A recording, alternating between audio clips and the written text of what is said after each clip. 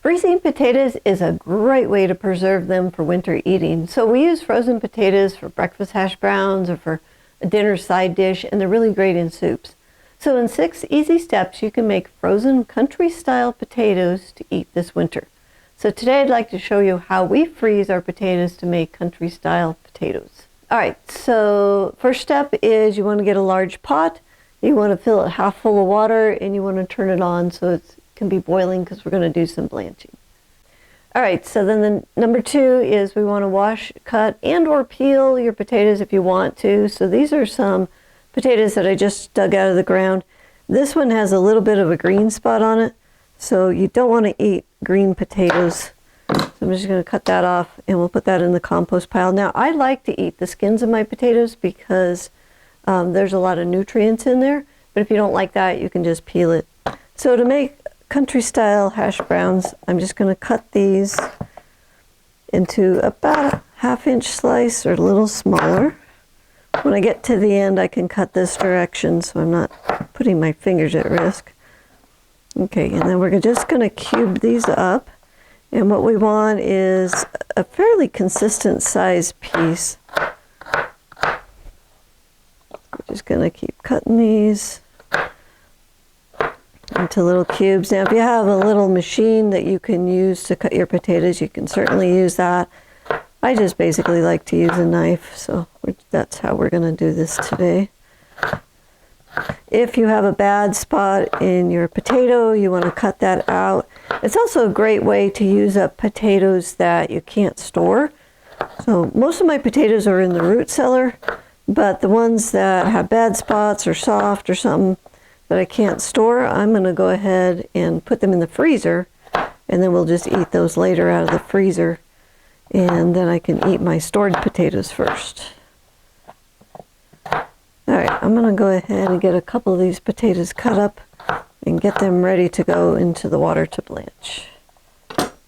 All right, so I got my potatoes cut. I cut out anything I don't want to eat, and then they're all basically the same cube size here. And these will make some fantastic country fried potatoes. So the next thing I want to do is put them in the boiling water. So if you'll take your bowl and you'll put it down almost in the water and tilt that over, you won't get hot water splashed up on you, and that's really nice not to get splashed. All right, so we put the lid on that. We got this on pretty high. And what we want to do is we want to go ahead and let this boil up. And the reason that we want to do that is we need to kill the enzymes that'll be ripening the potatoes and oxidizing and turning them brown. So if you'll blanch your potatoes, that's get them hot all the way through, not necessarily cooked. Then you can stop the enzymes, and then when you freeze it, they come out of the freezer. They won't turn brown and be all kind of weird, mushy. They just lose their quality if you don't blanch them first. So we're going to get this back up to a rolling boil. And while that's getting ready to boil, we're going to come over to the sink, and we're going to fill the sink full of cold water. About half full, and the reason we want to do that is we want to go from the hot water to the cold water so we stop the cooking action. Now, our tap water runs 38 to 40 degrees here in the Rocky Mountains, so we have cold water.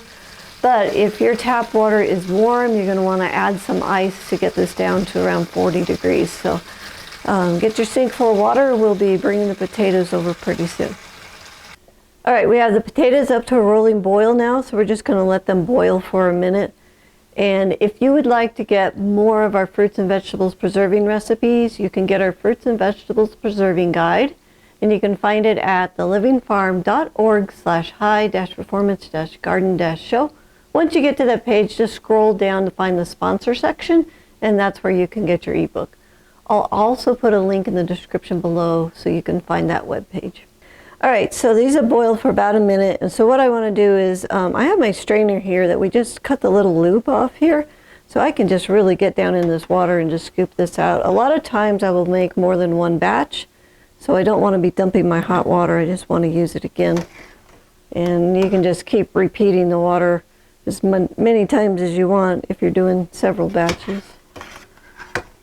Okay, so we're taking these out. We're going to stop the cooking action by dropping these in cold water. So we have our cold water in our sink. So we're going to get our potatoes and we're going to head to the sink. All right, so here's our potatoes that are blanched. Just put them in the cold water, swish them around a little bit, and then they're going to stay in this water until they're cool to the touch. So we want to just let them cool just for a few minutes. Okay, potatoes are pretty cool, so I'm just going to pull the drain plug. Just going to let that water drain out. If you don't have a sink and you're just doing this in a bucket, you can just take your potatoes and put them in a strainer and just let all that water drip out. All right, so now we're to step 6, which is drain, and then we're going to bag the potatoes so that they can go into the freezer. So we got a couple choices. We can use a hard-sided container. So you're just going to take your potatoes and you can just stack them up in there. The advantage of the hard-sided containers is they stack really nice in the freezer, and you can just stack them up. The disadvantage to this is that it will build up ice in here, and this is only good for maybe about 4 months in the freezer, and then the ice can start to make it taste a little funny. So it is an option for you to do. The next option is to put it in a freezer bag. So you can get the nice thick freezer bags. So you can put that in there, and then you just want to squeeze out as much air as you can. Now some people will take the potatoes and they'll put them on like a cookie sheet and freeze them like individually to start with, and then they'll put them in a bag so that they can take out just what they want. But if I'm going to make a batch, I'm going to make at least this many. So for me, adding the extra step of the cookie sheet is not really necessary, but this will be a batch for me.